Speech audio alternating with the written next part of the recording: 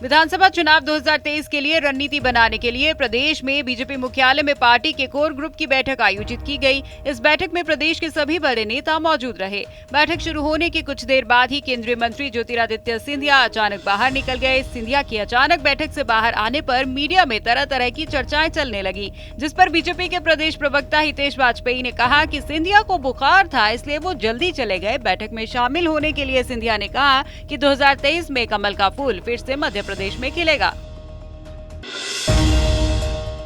CM Bhupesh Baghel ने ED को chit fund कंपनियों के मामले में पत्र लिखकर जांच की मांग उठाई है। सीएम भूपेश बघेल ने मीडिया से बात करते हुए कहा कि रमन सिंह के कहने पर एसीबी ने आरोपियों को बचाया था। अगर इतने दिन बाद भी ईडी ने जांच शुरू नहीं की तो सरकार कोर्ट में अपील करेगी। वहीं भानु प्रतापपुर उपचुनाव पर सीएम भूपेश बघेल ने कहा कि 14 कैंडिडेट के नाम के लिए फाइनल करके प्रदेश प्रभारी पीएल पुनिया को सौंप दिए गए हैं। कांग्रेस प्रत्याशी के नाम पर फाइनल मुहर हाईकमान लगाएगा। पार्टी जिसे भी टिकट देगी उसे जीतने के लिए पार्टी एकजुट होकर चुनाव लड़ेगी।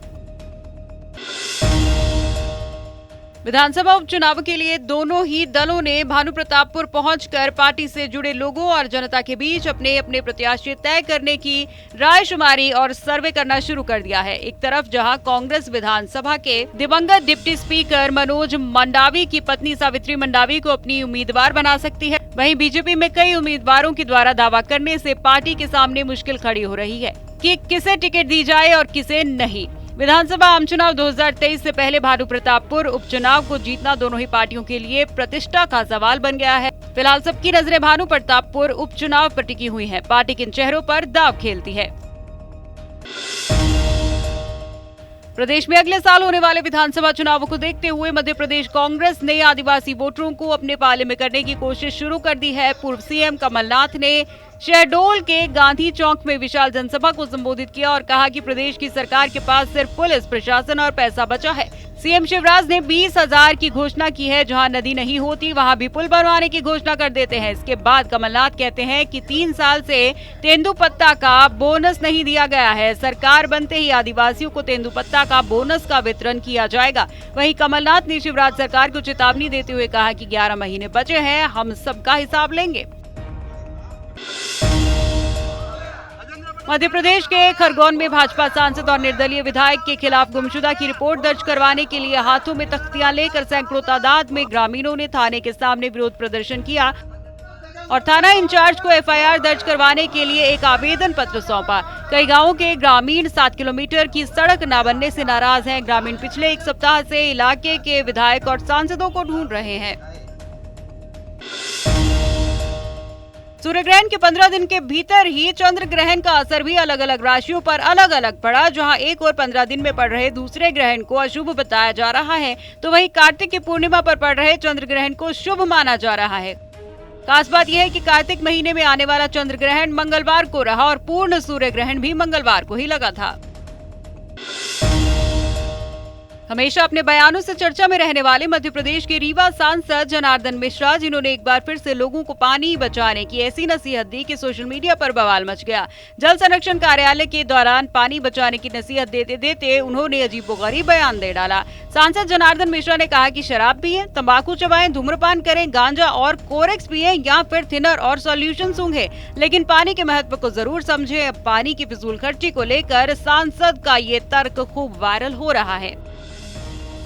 और अपना चाहे जहां फिजूल खर्ची करी, हमें कोनो आपत्ति नहीं है। अपना चाहे गुटखा खाई, चाहे दारू पी, चाहे थिनर सूंघी, चाहे सुलेसन सूंघी, चाहे आयोडेक्स खाई, चाहे जाऊं करे हो तऊ करी,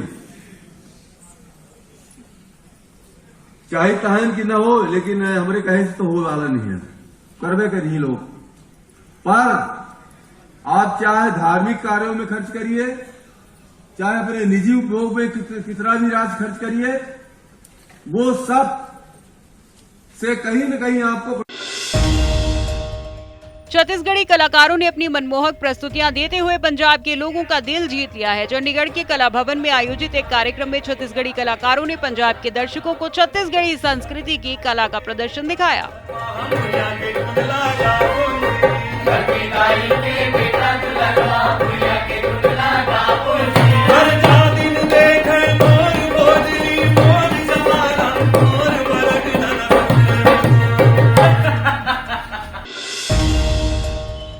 राहुल गांधी की भारत जोड़ो यात्रा जल्दी मध्य प्रदेश में दाखिल होने वाली है। इसी के लिए प्रदेश कांग्रेस ने सभी बड़े नेताओं विधायकों को अपने अपने जिलों में तैयारी करने की जिम्मेदारी सौंपी है।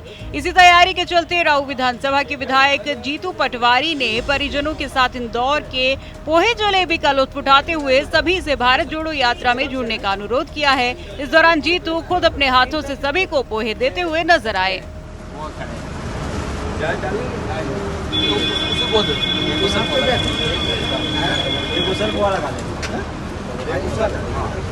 चलेगा सर, कंप्लीट लगा दो।